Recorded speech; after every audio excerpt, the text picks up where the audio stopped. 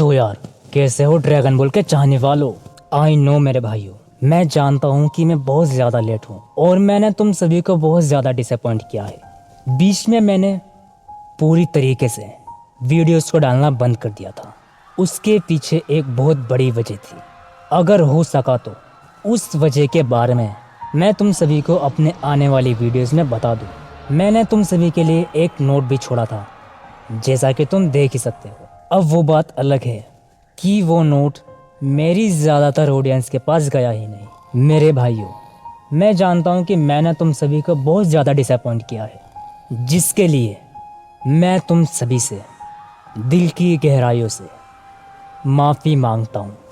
अब से इस चैनल पर प्रॉपरली वीडियोस आएंगी, एनिमे सागा के तुम सभी को एपिसोड्स डेली देखने को मिलेंगे और मेरी आने वाली मांगा की स्टोरीज भी अब तुमको डेली देखने को मिलेगी। तो फाइनली एनिमे सागा का एपिसोड 8 आ चुका है और मैं चाहता हूँ कि मैं अब बिना कुछ बोले इस एपिसोड को कंटिन्यू करूँ। तो चलो फिर मेरे भाई लोग, अपनी इस वीडियो को शुरू करते हैं। तो कहानी की शुरुआत में हमको वेजिटा को दिखाया जाता है। वेजिटा बोलता है, सुकुना, मैं आ रहा हूँ। वेजिटा ये बोलते के साथ ही उस पोर्टल के अंदर चला जाता है। जैसे ही वेजिटा उस पोर्टल के अंदर जाता है, वेजिटा उस पोर्टल की गहराइयों के अंदर खींचा चला जाता है। वेजिटा इतनी तेज अनंत स्पीड से गिर रहा होता है कि वेजिटा को कुछ दिखाई भी नहीं दे रहा होता है। और तभी वेजिटा को कुछ महसूस होता है और वेजिटा की आंखें फटी की फटी रह जाती हैं। तभी वेजिटा बोलता है, यह दर्द, आखिर मुझे इतना तेज के दर्द क्यों हो रहा है? यह दर्द तो मेरे पूरे शरीर में बढ़ता ही चला जा रहा है। तभी वेजिटा की पूरी बॉडी कंप्रेस होने लगती है। वेजिटा के ऊपर किसी चीज़ का बहुत ज़्यादा प्रेशर पड़ रहा होता है। तभी वेजिटा बोलता है, यह मेरे साथ क्या हो रहा है? और तभी वेजिटा की बहुत तेज की चीख निकलती है। वेजिटा की आंखें पूरी लाल हो जाती हैं। ऐसा लग रहा होता है कि मानो इस दर्द से वेजिटा की जान निकल जाएगी। तभी वेजिटा बोलता है, यह मुझे क्या हो रहा है? इतना ज़्यादा दर्द और असहन पीड़ा मैंने अपनी ज़िंदगी में कभी नहीं देखी। इतना दर्द तो मुझे तब भी नहीं हुआ था जब मैं डीमन रियल में गया था, लेकिन यह दर्द तो कुछ अलग ही है। तभी वेजिटा थोड़ा सा हिलने की कोशिश करता है। जैसे वेजिटा अपनी बॉडी को मूव करता है, तभी वेजिटा बोलता है, बहुत ज़्यादा हैरान होते हुए, ऐसा नहीं हो सकता। ये मेरे साथ क्या हो रहा है? ऐसा लग रहा है कि मैं इस दर्द से मर ही जाऊंगा। अब मैं तुम सभी को बताता हूँ कि वेजिटा के साथ आखिर क्या हो रहा है। वेजिटा इस टाइम एनिमे वर्ल्ड्स में ट्रैवल कर रहा है और इस टाइम वो एनिमे वर्ल्ड्स में है। और जिन लोगों को एनिमे वर्ल्ड्स नहीं पता, तो मैं उन सभी को पहले ही बता दूं कि एनिमे वर्ल्ड्स एक ऐसी जगह है जहां पर सभी एनिमे यूनिवर्स एग्जिस्ट करते हैं। जिस तरह एक प्लेनेट की ग्रेविटी होती है, इसी तरह इन अलग अलग एनिमे वर्ल्ड्स या यूं कहो एनिमे यूनिवर्सेस की भी अपनी एक ग्रेविटी है। और वेजिटा अनंत स्पीड से इन एनिमे यूनिवर्सेस के बीच से निकल रहा है, तो इन यूनिवर्सेस की ग्रेविटी वेजिटा की बॉडी को कंप्रेस कर रही है और अपनी तरफ खींच रही है। इसी वजह से वेजिटा इतना ज़्यादा दर्द में है। वेजिटा अनंत स्पीड से ट्रैवल कर रहा होता है और अचानक से वेजिटा के चेहरे पर एक बहुत तेज की रोशनी पड़ती है। धीरे धीरे करके वेजिटा उस रोशनी में छिपता चला जा रहा होता है। तभी वेजिटा बोलता है, यह कैसी रोशनी है?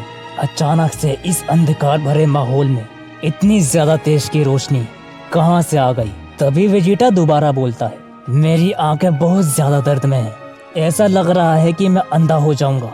तभी वेजिटा उस रोशनी में पूरा गायब हो जाता है और तभी वेजिटा के सामने एक पोर्टल खुलता है और वेजिटा सीधा उस पोर्टल के अंदर चला जाता है। तभी सीन शिफ्ट होता है और हम अर्थ को देखते हैं। अर्थ की तरफ कोई चीज बहुत तेज रफ्तार से आ रही होती है और ऐसा लग रहा होता है कि वो चीज सीधा अर्थ से टकरा जाएगी। और देखते ही देखते वो अर्थ से टकरा जाती है। इस चीज के टकराने से पूरी अर्थ हिल जाती है। पूरा का पूरा अर्थ का एटमॉस्फेयर चेंज होने लगता है। आसमान में काले बादल छा जाते हैं। सब जगह अंधेरा ही अंधेरा हो जाता है। उस चीज के टकराने से प्रेशर इतना ज्यादा निकला होता है कि बिल्डिंग्स तक चकनाचूर हो जाती हैं। इस एक्सप्लोजन से आधे से ज्यादा लोग मारे जाते हैं। सब जगह तबाही का मंजर होता है। लोग बहुत ज्यादा डरे हुए होते हैं। सब जगह खबर चल रही होती है कि एक बहुत बड़ा एस्ट्रॉयड अर्थ से टकरा गया है, जिस वजह से इतनी तबाही हुई है और हजारों की संख्या में लोग मारे गए हैं। ऐसा लग रहा होता है कि मानो आसमान में अंधकार छा गया है। तभी सीन शिफ्ट होता है और हम हायर अप्स को देखते हैं। हायर अप्स को देखने के बाद यह बात साफ हो जाती है कि यह ड्रैगन बॉल के यूनिवर्स की अर्थ नहीं है, बल्कि जुजुत्सु काइसन के यूनिवर्स की अर्थ है। अब मेरे ज्यादातर भाई लोग ड्रैगन बॉल के फैन हैं, और जिन भी मेरे भाई लोग को नहीं पता कि ये हायर अप्स कौन है, तो मैं उन सभी को बता दूं कि हायर अप्स पूरे जुजुत्सु काइसन के सबसे ज्यादा ताकतवर शख्स हैं। अब मुझे ये शख्स कम और एलियन ज्यादा लगता है। ये हायर अप्स कितने ज्यादा पावरफुल हैं, इस बात का अंदाजा तुम इसी चीज से लगा सकते हो कि हायर अप्स के बाद पावर लेवल के मामले में गोजो और सुकून आते हैं। तभी हायर अप्स कहते हैं, ओह तो तुम आ गए। कहाँ पर थे तुम इतने टाइम से?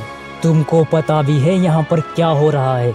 यहाँ पर पूरा जुजुत्सु क्लेव परेशान है और तुम्हारा कुछ अता पता ही नहीं है। तभी सीन शिफ्ट होता है और हम उस शख्स को देखते हैं जिससे हायर अप्स बात कर रहे होते हैं। तभी वो शख्स कहता है, हाँ सुना मैंने, सुनने में तो मेरे भी आया है, लेकिन क्या फर्क पड़ता है उस चीज से? छोटे मोटे 2-4 कंकड़ स्पेस से यहाँ क्या आ गए? यहाँ पर तो पूरा जुजुत्सु क्लेव की नींदें ही उड़ गईं। तभी हम उस शख्स को देखते हैं, वो और कोई नहीं बल्कि सातोरू गोजो होता है। तभी गोजो बोलता है, हायर अप्स आप क्यों इतना परेशान हो रहे हैं? बस 2-4 पत्थर ही तो गिरे हैं, मैं अपने स्टूडेंट से बोलकर उन सभी को साफ करवा देता हूँ। यह बोलते के साथ ही गोजो वहाँ से जाने लगता है।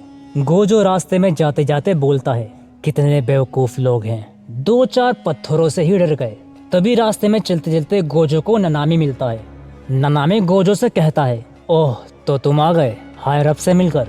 तभी ननामी के जवाब में गोजो कहता है, हाँ यार आ गया मैं उनसे मिलकर। सच में यार बहुत पकाते हैं। हायर अप्स 2-4 पत्थरों को साफ करने के लिए मुझे बुलाया है। तभी ननामी कहता है, वो कोई छोटे मोटे पत्थर नहीं है, उन्होंने आधे शिबुया को बर्बाद करके रख दिया है और मौसम के हालचाल भी बस ऐसे ही हैं। तभी गोजो कहता है, हाँ हाँ ठीक है यार, लगता है तुम भी डर गए हो तभी तुम ऐसा बोल रहे हो। तभी ननामी गोजो के जवाब में बोलता है, मुझे कोई फर्क नहीं पड़ता कि तुम मेरे बारे में क्या सोचते हो, तुमको जो सोचना है सोचो, और वैसे भी मुझे तुम्हारी बात सुनने का कोई शौक नहीं है। यह बोलते हुए ननामी वहाँ से चला जाता है। तभी सीन शिफ्ट होता है और हम वेजिटा को देखते हैं। जिस चीज को हायर अप एस्ट्रॉयड समझ रहे हैं वो कोई एस्ट्रॉयड नहीं है बल्कि वेजिटा है। फाइनली जिस चीज का हम सभी को बेसब्री से इंतजार था वो पल आ चुका है। वेजिटा जुजुत्सु काइसन के यूनिवर्स में आ गया है। इस टाइम तक वेजिटा बेहोश होता है, उससे अपना बिल्कुल भी होश नहीं होता। अब आगे इस एनिमे सागा में क्या होने वाला है? गोजो खुद अपने स्टूडेंट्स के साथ एस्ट्रॉयड्स की सफाई करने आने वाला है, पर उनको क्या पता वो कोई एस्ट्रॉयड नहीं है बल्कि वेजिटा है। क्या वेजिटा गोजो के आने से पहले खुद को होश में ला पाएगा? ये सभी हम जानेंगे इसके एपिसोड 9 में। तो चलो मेरे भाई लोग मिलते हैं अब इसके सीधा एपिसोड 9 में। तब तक के लिए सायोनारा।